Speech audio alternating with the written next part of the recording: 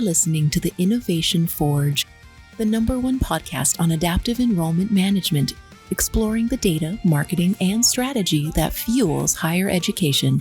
Here's your host, David Dysart. The riskiest object is the one everyone forgot exists. Not the new rule you're testing carefully, not the workflow you just rebuilt, not the assignment list everyone has been talking about for 2 weeks, not the new permission group going through review. The risky one is the old rule with a vague name that still runs every night. The workflow trigger someone created 3 cycles ago during a deadline crunch. It's the assignment list that quietly routes records based on territory logic nobody's updated. The permission set that made sense when the team was smaller. The data set that feeds a report that feeds a decision that nobody's mapped. That's where Slate instances get interesting, let's say. Every Slate instance has a visible layer. Forms, portals, events, deliver messages, reader bins, reports, dashboards, queries, and records. These are the objects people talk about because they can see them. But underneath that visible layer is another system. It's the rules, workflows, assignments, permissions, source logic, legacy decisions, inherited naming conventions, exceptions, patches, workarounds, and quiet automations. That hidden layer shapes staff work every single day. It decides who sees what, it routes records, it starts processes, it blocks access, it assigns territory, it updates fields, it creates tasks, it suppresses messages, it locks doors, it opens other doors, it carries assumptions from past cycles into present work. That's the hidden operating system of a Slate instance. And if a team cannot explain that system, the team cannot safely improve it. That's the frame for this episode. I'm drawing from 5 Slate Summit sessions that, taken together, point towards the same operating truth. Nina, Darian, and Drew from Carnegie and Rockhurst University presented Behind the Music, the Hidden Rules Powering Your Instance. Traci, Colby, and Benjamin from Technolutions presented Assignment Lists and Cadences. Ken from Technolutions presented Workflows from Legacy to Universal. Raissa and Erin from Harvey Mudd and Huron presented Written in Slate, not Stone, Excavating Legacy Decisions and Building for Scale. And Nathan, Emma, Amy, and Matthew from Asbury University, Miami University of Ohio Advancement, and Baylor University undergrad admissions presented Don't Forget to Lock the Doors, Enhancing Security and Data Protection. These sessions are not all about the same Slate feature. That's why they work so well together. Rules are not workflows, assignment lists are not permissions, legacy decisions are not security settings, but inside an actual institution, they behave like one system. They are the invisible machinery that determines how the office operates.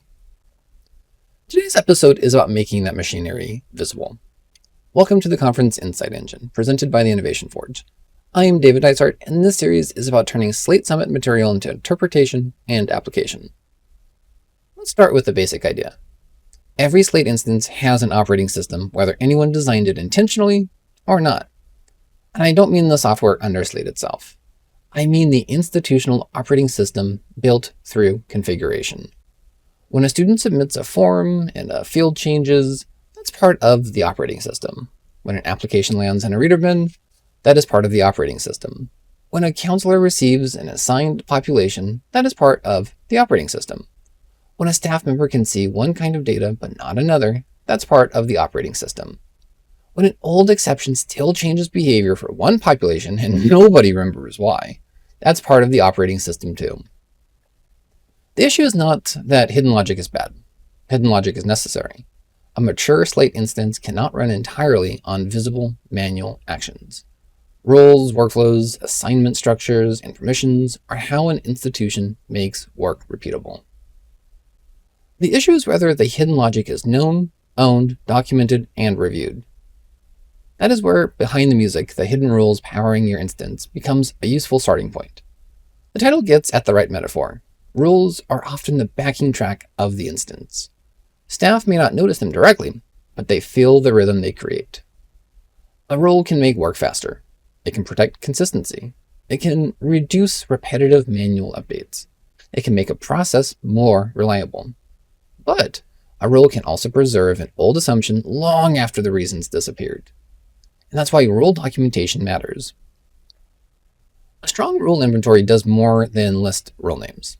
It explains what the rule does, what triggers it, which population it affects, which fields or processes it changes, who owns it, when it was last reviewed, and what could break if it stopped running. That sounds basic. It is also one of the most load-bearing practices in a healthy Slate shop. Because rules are easy to create under pressure. A deadline appears, a special population needs handling, a new field needs to be set, a process needs a temporary patch. Temporary, I swear. Someone solves it. The cycle moves on. The rule remains. That's not a failure. That's just normal operational life. The question is whether the temporary solution ever gets revisited. Most technical debt does not enter an instance wearing a villain costume. It enters as a reasonable decision made with limited time. The danger comes much later, when the decision becomes invisible. That's why I like the phrase, excavating legacy decisions, from Raissa and Erin, in their written in slate, not stone. It gives the right posture. You are not hunting for mistakes, you are uncovering context. Legacy decisions deserve respect. They were usually made because someone needed to solve a real problem. The work now is to understand whether the solution still fits the current institution. An old rule may still be exactly right. An old workflow may still be useful. An old report may still support a core process. An old permission model may still be appropriate. But old objects should not get a permanent exemption from review just because they've been running quietly. That's where the first practical lesson here is. Do not start by assuming legacy logic is wrong. Start by making it explainable. A legacy decision log can help. For each major inherited object or process, capture the reason it exists, the business decision behind it, the slate objects involved, the populations affected, the current owner, and the future plan. Some items will be kept. Some will be retired, though. Some will be rebuilt, and some will be left alone with better documentation. The value is not only cleanup. The value is institutional memory. A lot of slate risks come when memory living in people instead of the systems. That brings us to assignment lists and cadences. Traci, Colby, and Benjamin's assignment lists and cadences session is important because assignment structures shape daily staff behavior in a direct way. An assignment list is not just a convenience feature. It's a work routing decision. It determines which records appear in front of which staff members. It affects counselor attention, follow-up expectations, workload balance, territory management, and the rhythm of outreach. That means assignment lists should be treated as operational infrastructure. If an assignment list is based on territory, the territory logic needs ownership. If it's based on stage, the stage definition needs clarity. If it's based on behavior, the behavior needs confidence. If it's based on priority, the priority definition needs governance. If it's paired with cadences, the cadence should reflect the actual work the team wants done. This is where hidden logic becomes staff experience. A staff member may not know why a student appears on a list. They may just know that the student is there. Over time, that list becomes the work. If the logic is strong, that is helpful. If the logic is stale, unclear, or even just overbroad, staff energy gets spent in the wrong places. That's why assignment lists need an ownership map. Not a massive document, just a practical one. For each list, the team should know what the list is for, who should use it, how a record enters, how a record exits, how often the list refreshes, and what action staff should take, as well as who reviews that logic. The last piece here is crucial. Assignment lists are not self-governing. If nobody owns the list will eventually become a pile. Cadences raise the stakes because they move from here's a record to review towards here is a structured sequence of action. That can be powerful.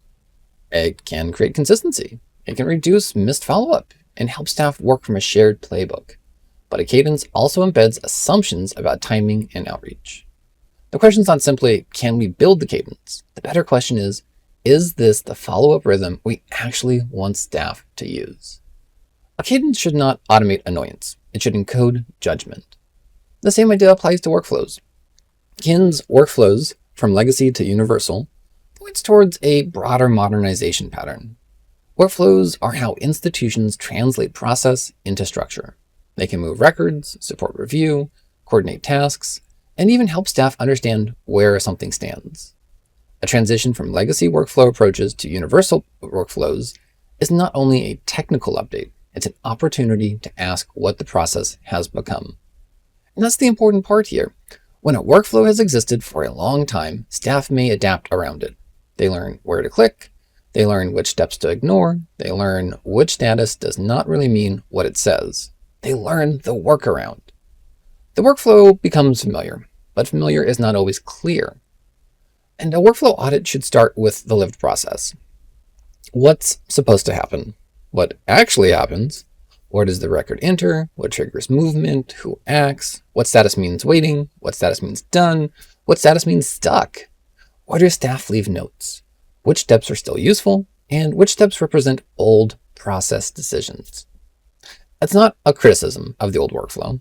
It's how a team honors the work enough to make it maintainable.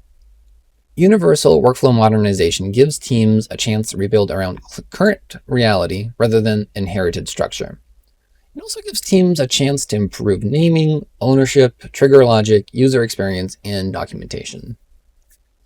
But modernization should not be treated as a simple object conversion. A workflow is not only a technical object, it's a process agreement. If the agreement is unclear, the new workflow may carry the old confusion forward. So, the workflow review should include both Slate builders and process owners. The builder can explain what Slate is doing. The process owner can explain what should happen in the real world. The best workflow lives where the two explanations match.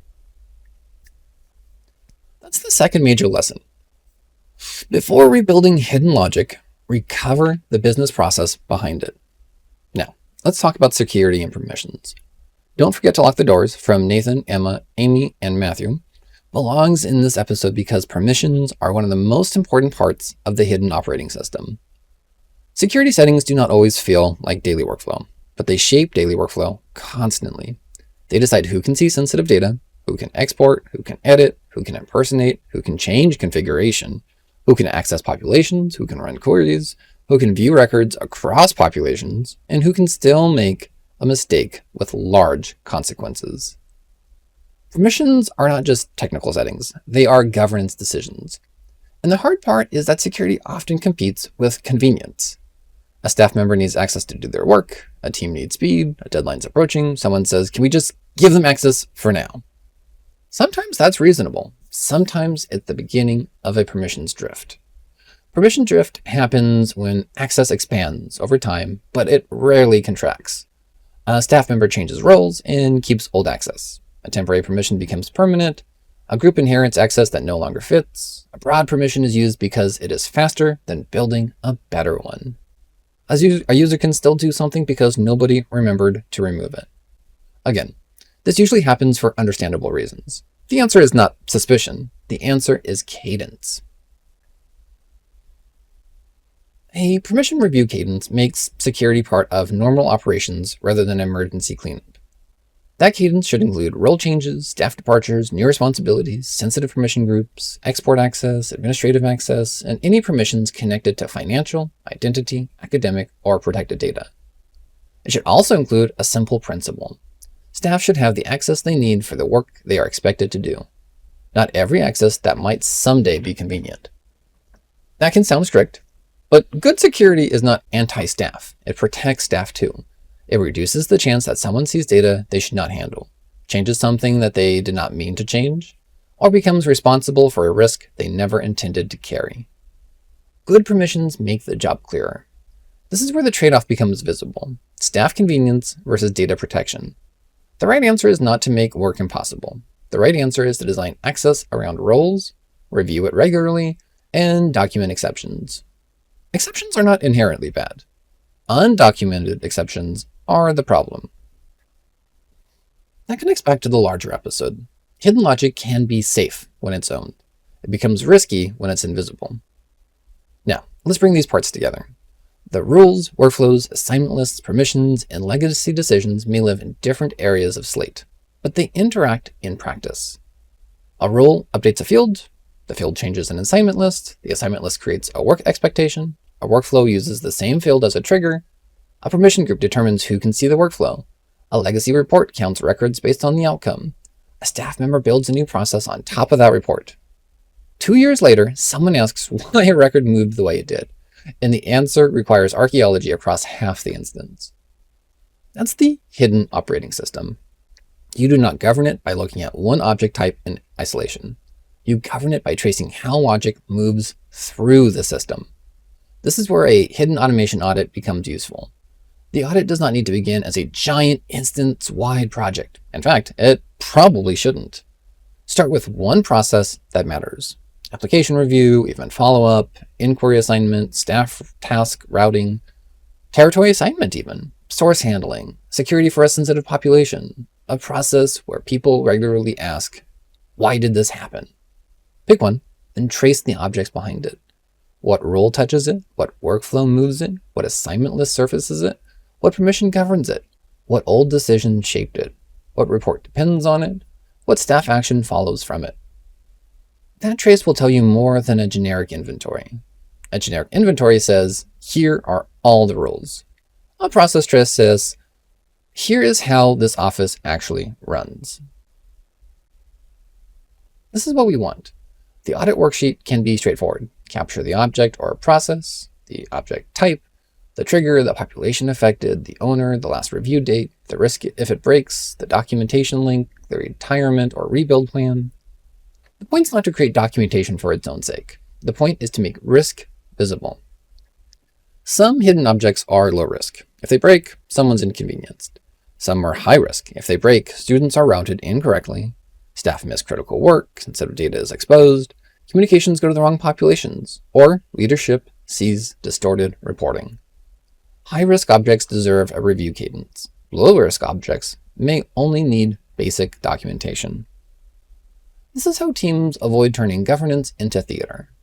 Not every object needs the same level of ceremony. The more consequential the object, the more clear its ownership and documentation should be. That is a practical standard. Here's how I would sequence the work. Start with discovery. Find the rules, workflows, assignment structures, permission groups, and legacy objects connected to one important process. Then move to explanation. For each object, write it down, what it does in plain language. Not just the technical configuration, the actual operational meaning. Then identify ownership. Every important object should have a business owner and, where appropriate, a technical owner. The business owner explains why the object exists. The technical owner understands how it's built. Then rate the risk. What happens if the object fails, runs incorrectly, or becomes outdated? Do this honestly. Everything might seem very high risk. Then decide the future. Keep, document, rebuild, consolidate, restrict, or retire. Then set the cadence. High-risk logic gets reviewed more often. Lower-risk logic gets reviewed when the process changes or on a lighter annual cycle. That's enough to begin. The critical part is to keep the audit connected to real work. If the audit becomes abstract, it will die. If it helps staff understand why work appears, why records move, why access exists, and why processes behave the way they do, it will create value quickly. This is also where documentation needs to become more practical. Many teams hear documentation and imagine a giant manual nobody reads. It's just not what I would build.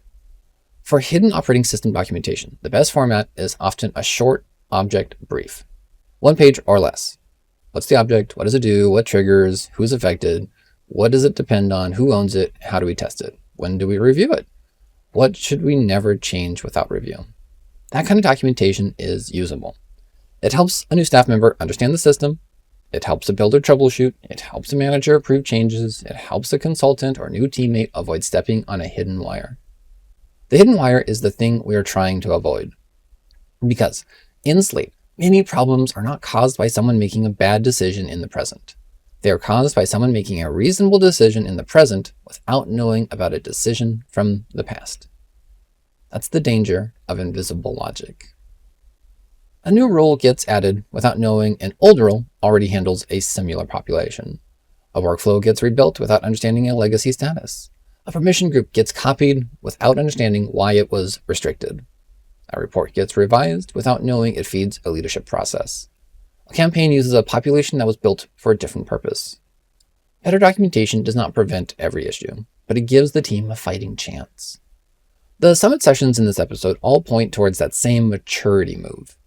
Carnegie and Rockhurst's Hidden Rules session encourages teams to look behind the visible process and understand the logic that powers it. Technolutions' Assignment Lists and Cadences session shows how routing and structured follow-up shape daily work. Technolutions' Universal Workflow session gives teams a path to modernize process structure. Harvey Mudd and Huron's Legacy Decision session gives us the excavation mindset. Recover the why before deciding the future. The Security and Data Protection session from Asbury and Miami University of Ohio Advancement and Baylor reminds us that access is part of the operating system too. The doors matter. Together, these sessions argue for a more disciplined kind of Slate stewardship. Not dramatic, not flashy, not always visible from the outside, but essential nonetheless. This is the work that makes everything else safer. A personalized campaign is safer when the population logic is understood. A portal is safer when permissions are right. A workflow is safer when triggers are documented. A report is safer when legacy definitions are known. A staff cadence is safer when assignment logic is owned. And automation is safer when someone knows how to retire it. The word retire matters. Slate teams are often better at building than retiring. New need, new object. New cycle, new query. New process, new role. New campaign, new population. Over time, the instance fills with objects that were useful once upon a time. Some still are. Some not so much. Some are harmless. Some are actively shaping work. Governance has to include retirement. Retiring an object is not an admission that it was bad. It may mean it did its job. It may mean the institution changed. It may mean better structure now exists. It may even mean that the process moved elsewhere, or it may mean the workaround was finally replaced by a standard. There's a lot of craft in knowing when to stop using a tool. The blacksmith does not keep every jig on the bench forever. The shop would become unusable. Tools need a place, a purpose, and a reason to remain. Slate objects are the same. So the practical call for this episode is simple. Find one object your team would struggle to explain. One rule, one workflow, one assignment list, one permission group, one legacy report, one source handling process, one quiet automation. Do not start by changing it. Start by explaining it. What does it do? Why does it exist? Who owns it? Who is affected? What happens if it breaks? When was the last time it was reviewed? Should it be kept, rebuilt, restricted, or retired? That single review can reveal a lot. It may uncover a process that needs documentation. It may expose a staff training gap. It may show a security concern. It may reveal duplicated logic.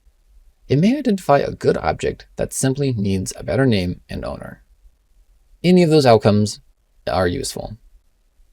The hidden operating system gets safer when it becomes visible. The riskiest object is the one everyone forgot exists. And that's the episode. Not because every old rule is dangerous, not because every workflow needs rebuilding, not because every permission decision was wrong. The point's simpler. Hidden logic shapes staff work every day, and important hidden logic deserves ownership. Rules, workflows, assignment lists, permissions, legacy decisions are not separate housekeeping chores. They are the operating system of the Slate instance. If that system is explainable, the institution can improve it with confidence. If it's invisible, every change carries so much more risk than it should. For listeners working through the summit materials, study behind the music for hidden rule awareness, study assignment lists and cadences for work routing and staff follow-up structure, study workflows from legacy to universal for process modernization, study written in Slate, not stone, for legacy decision excavation, study don't forget to lock the doors for security and data protection as governance work. Then, pick one high-risk object and write its operating brief.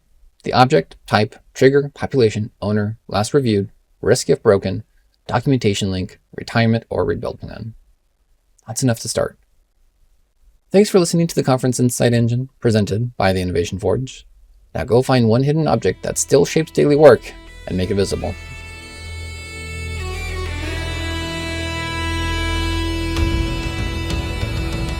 If you enjoyed today's episode, please grow the guild by rating and reviewing the Innovation Forge podcast, or sharing it with a colleague who needs to hear about these creative crossovers in education.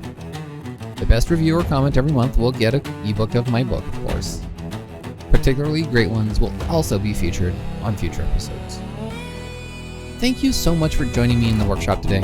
Remember to strike true, and let's forge something extraordinary together.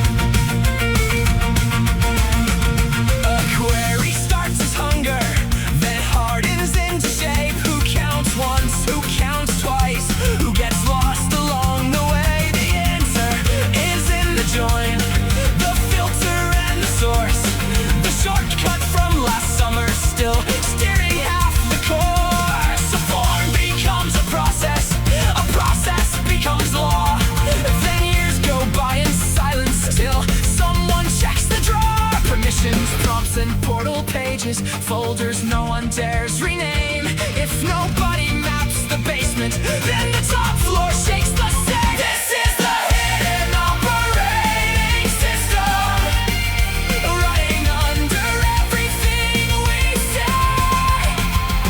Every field, every rule, every reason, every path from signal to name. So climb the ladder, name the grain, find the owner, test the chain. If the build can stand the question, then the work can breathe again. Show me where the rule begins. Show me where the record bends. Show me what the student sees. Show me what the staff defends. Show me what we meant back then. Show me what we missed this year. Show me how the message fires. Show me why the signal clear. Order, rule, test, review. Order, rule, test, review. This is the hidden operating system, running under everything we say. Every field, every rule, every reason, every path from signal to need. So climb the ladder, name the grain, find the owner, test the chain. If the build can stand the question, then the work can breathe again. This is the hidden operating system. Now we bring it into view. Teach the map and mark the logic, so the next build teaches to name.